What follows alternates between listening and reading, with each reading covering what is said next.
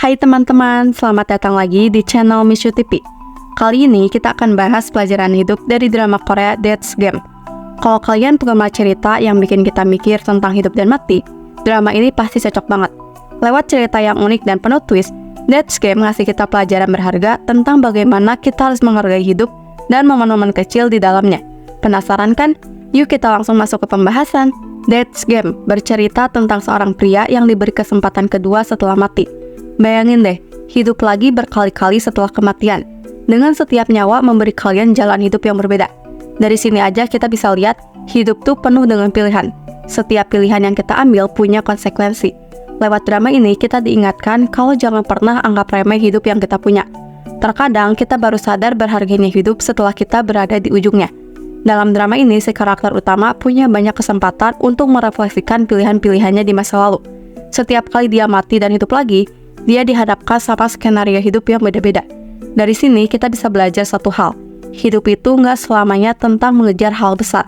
Kadang justru momen-momen kecil yang bikin hidup kita berarti. Misalnya kebersamaan sama keluarga, ngabisin waktu sama teman, atau bahkan sekadar menikmati pagi yang tenang.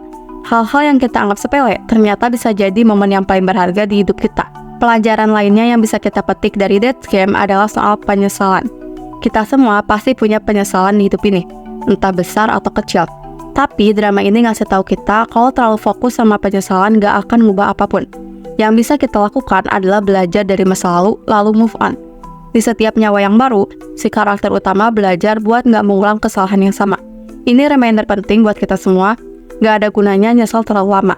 Yang penting kita belajar dan jadi lebih baik di masa depan. Satu hal yang menarik lagi dari That's Game adalah bagaimana kematian dijadikan tema sentral. Tapi bukan buat nakut-nakutin, melainkan buat ngingetin kita bahwa kematian adalah bagian dari hidup. Kita nggak tahu kapan atau gimana kita akan menghadapi akhir hidup kita. Jadi, kenapa nggak kita nikmati setiap momennya sekarang? Drama ini ngajarin kita untuk lebih mindful, lebih menghargai apa yang kita punya, dan lebih berani buat mengambil langkah yang kita takutin. Hidup cuma sekali guys, jangan sampai kita menyesal di akhir karena terlalu takut buat mencoba hal-hal baru. Dan yang paling penting, That's Game juga nunjukin kalau hidup itu adalah tentang pilihan. Kita punya kontrol atas hidup kita.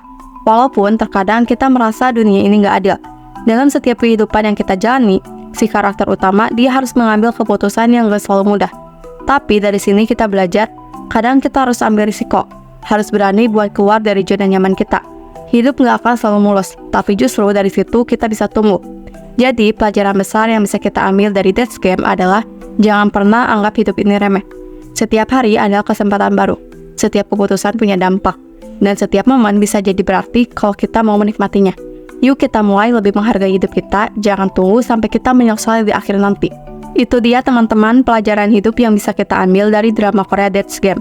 Sebuah cerita yang ngasih kita perspektif baru tentang arti hidup dan kematian.